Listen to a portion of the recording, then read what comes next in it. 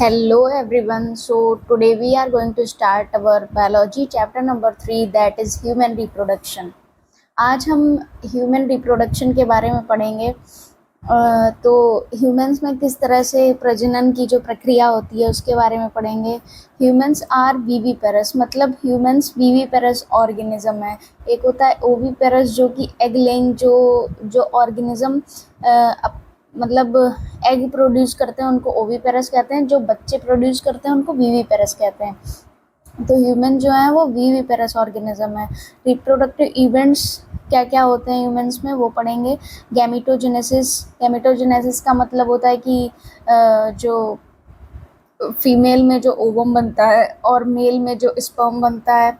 Insemination is transfer of the sperm in the female genital tract, मतलब कि female genital tract में जब sperm जाता है और उसी प्रक्रिया को हम इंसेमिनेशन कहते हैं, जो कि मेल रिप्रोडक्टिव सिस्टम से फीमेल रिप्रोडक्टिव सिस्टम में जाने की प्रक्रिया को, स्पर्म के जाने की प्रक्रिया को इंसेमिनेशन कहते हैं। फिर है fertilization. Fertilization is the fusion of male and female gamete.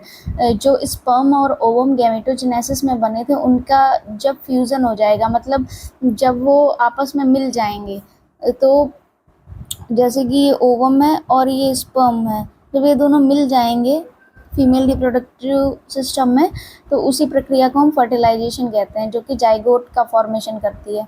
Gestation क्या होता है? Embryonic development. After formation of the zygote के फॉर्मेशन के बाद एम्ब्रियोनिक डेवलपमेंट होती है, उस पीरियड को हम गेस्टेशन कहते हैं। पार्चुरेशन क्या होता है? Delivery of the baby. After formation of the embryo, then embryo के फॉर्मेशन के बाद जो बेबी का प्रॉपर फॉर्मेशन हो जाता है तो उसके बाद उसकी डिलीवरी होती है, उस प्रक्रिया को हम पार्चुरेशन कहते हैं। फिर उसके बाद हम पढ़ने वाले हैं कि मेल रिप्रोडक्टिव सिस्टम में कौन कौन से पार्ट्स होते हैं, कौन कौन से ग्लैंड्स पाए जाते हैं, एक्सटर्नल जेनाइटेलिया क्या है, पेयर ऑफ टेस्टिस क्या है, एसेसरी डक्ट कौन कौन से हैं। तो जो मेल रिप्रोडक्टिव सिस्टम है वो पेल्विक रीजन में पाया जाता है। पेल्विक रीजन जो पेल्विक कैविटी जो है हमारी एब्डोमेन कैविटी के जस्ट नीचे होती है ना, तो उसी को हम पेल्विक रीजन बोलते हैं। पेल्विक रीजन में मेल रिप्रोडक्टिव और फीमेल रिप्रोडक्टिव सिस्टम दोनों पेल्विक रीजन में ही पाए जाते हैं। फिर उसमें क्या क्या पाया जाता है मेल रिप्रोडक्टिव सिस्टम में? पहला तो कि pair of the testis present होते हैं, मतलब पेयर होता है टेस्टिस का। एसेसरी डक्ट प्रेजेंट होते हैं जो कि स्पर्म को टेस्टिस से रिलीज होके, मतलब डक्ट से होते हुए फिर एक्सटर्नल जेनाइटेलिया से होते हुए फीमेल रिप्रोडक्टिव ट्रैक में जाते हैं। फिर ग्लैंड्स पाए जाते हैं जो कि अपना एक्सक्रीशन, जो कि सेक्रीशन रिलीज करते हैं। फिर एक्सटर्नल जेनाइटेलिया पाया जाता है। तो पहला हम पढ़ेंगे टेस्टिस। टेस्टिस क्या होते हैं? Situated outside abdominal cavity with in a pouch called the scrotum. जो टेस्टिस हैं वो एब्डोमिनल कैविटी जो हमारी है उसके बाहर पाए जाते हैं, एक पाउच में पाए जाते हैं जिसको हम स्क्रोटम कहते हैं। इस तरह का एक स्ट्रक्चर होता है, उसमें टेस्टिस प्रेजेंट होते हैं।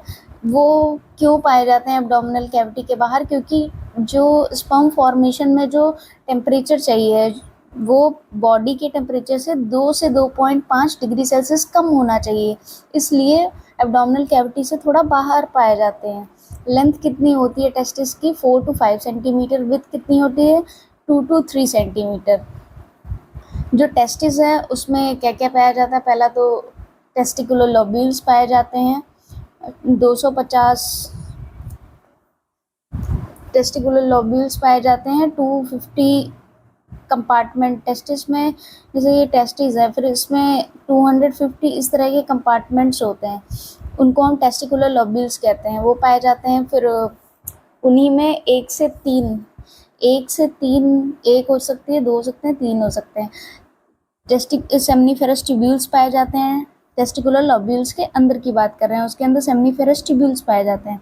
फिर उस सेमनीफेरस ट्यूब्यूल्स में सेमनीफेरस ट्यूब्यूल्स में लेडिक सेल्स, सर्टोली सेल्स पाए जाते हैं और जर्म सेल्स पाए जाते हैं। सर्टोली सेल्स और जर्म सेल्स के आसपास का जो रीजन होता है, जो कि खाली रीजन होता है, वहाँ पे लेडिक सेल्स पाए जाते हैं। ठीक है, तो हम पढ़ने वाले सेमनीफेरस ट्यूब्यूल्स जो कि 1 से 3 नंबर में हो सकते हैं। हर एक लॉब्यूल में 1 से 3 सेमनीफेरस ट्यूब्यूल हो सकते हैं। साइट ऑफ स्पर्मेटोजेनेसिस, जहाँ स्पर्म की फॉर्मेशन होती है। 2 to 3 इन ईच टेस्टिकुलर लॉब्यूल्स, 2 से 3 हो सकते हैं एक टेस्टिकुलर लॉब्यूल में। फिर सेमनीफेरस ट्यूब्यूल, ये तो हुआ टेस्टिकुलर लॉब्यूल के अंदर पाया जाता है। फिर सेमनीफेरस ट्यूब्यूल के अंदर सर्टोली सेल्स और फिर जर्म सेल्स पाए जाते हैं। Sertoli cells provide nutrition to the germ cell. जो सर्टोली सेल होती हैं वो जर्म सेल को न्यूट्रिशन प्रोवाइड करती हैं और स्पर्मियोजेनेसिस करती हैं, और नर्स मदर सेल भी इनको बोला जाता है। फिर आता है हमारा germ cell. Germ cells meiocyte cells होती हैं, undergo spermatogenesis, lead sperm formation, जो स्पर्म की फॉर्मेशन करती हैं, और जो स्पर्म फॉर्मेशन में जो न्यूट्रिशन प्रोवाइड करती हैं वो हमारी सर्टोली सेल्स होती हैं।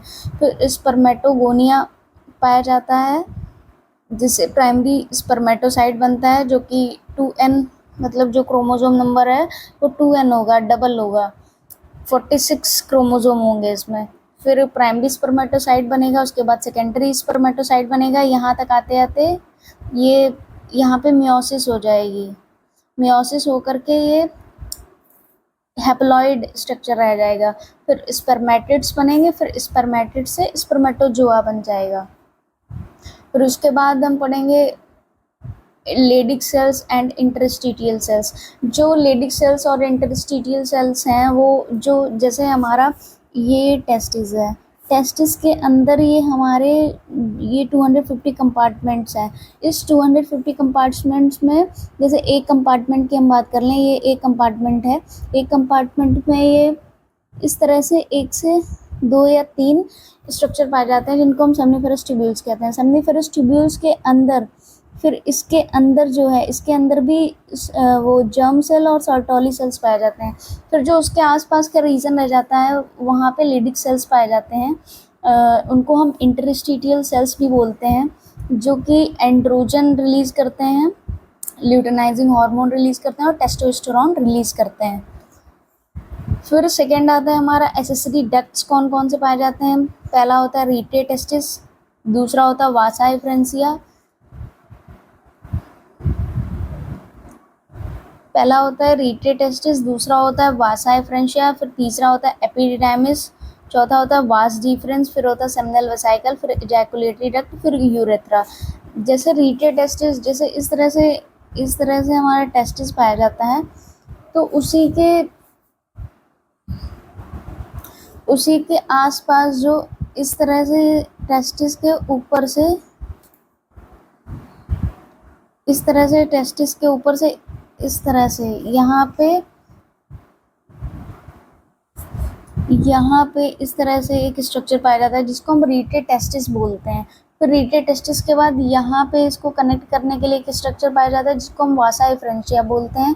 फिर ये जो स्ट्रक्चर होता है, ये वाला पूरा ये वाला स्ट्रक्चर, इसको हम एपिडिडाइमिस बोलते हैं। और फिर ये होता है वास डिफरेंस, जो कि जाता है वो ग्लैंड्स से होते हुए यूरेथ्रा में जाके ओपन हो जाता है।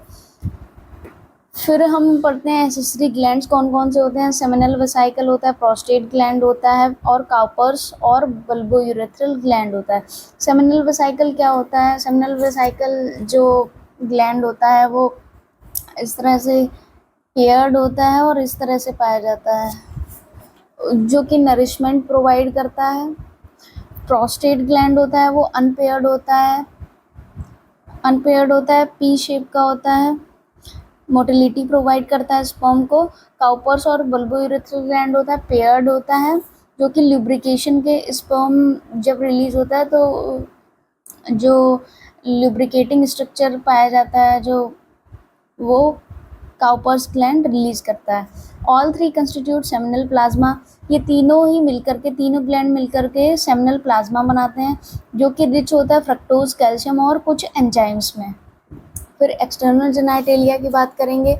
एक्सटर्नल जेनाइटेलिया में penis is external genitalia made up of the special tissue that help in the erection and facilitate insemination. Penis जो है वो एक एक्सटर्नल जेनाइटेलिया है जो कि कुछ स्पेशल टिश्यूज से मिलके बना होता है, जो कि हेल्प करते हैं उसको इरेक्टाइल बनाने में और इंसेमिनेशन करने में। इंसेमिनेशन क्या था, इंसेमिनेशन था transfer of the sperm into the female genital tract. जब ये जो स्पर्म होता है फीमेल जेनिटल ट्रैक्ट में जाता है तो उसी प्रोसेस को हम इंसेमिनेशन कहते हैं। Enlarge end of the penis काट द ग्लैंस पेनिस। जो पेनिस का इनलार्ज एंड होता है उसको हम ग्लैंस पेनिस कहते हैं, जो कि कवर्ड होता है loose fold of the skin cut the foreskin, जो कि एक लूज फोर्ड से कनेक्ट होता है, कवर्ड होता है, उसको हम कहते हैं फोर स्किन। फिर यहाँ पे स्ट्रक्चर दिया गया है आपको सेमनीफेरस ट्यूब्यूल्स का, जो कि यहाँ पे दिखाया गया है कि ये जो स्ट्रक्चर आपको दिखाए गए हैं ये जो है वो स्पर्मेटोजोआ है। फिर ये जो अभी मैच्योर नहीं है सेल्स वो स्पर्मेटोगोनिया है। फिर ये जो आप आसपास का स्पेस पाया जा रहा है वो इंटरस्टिशियल सेल्स हैं, और ये हैं सर्टोली सेल्स जो कि नरिशमेंट प्रोवाइड करते हैं। यहाँ पे आपको स्ट्रक्चर दिया गया है मेल रिप्रोडक्टिव सिस्टम का।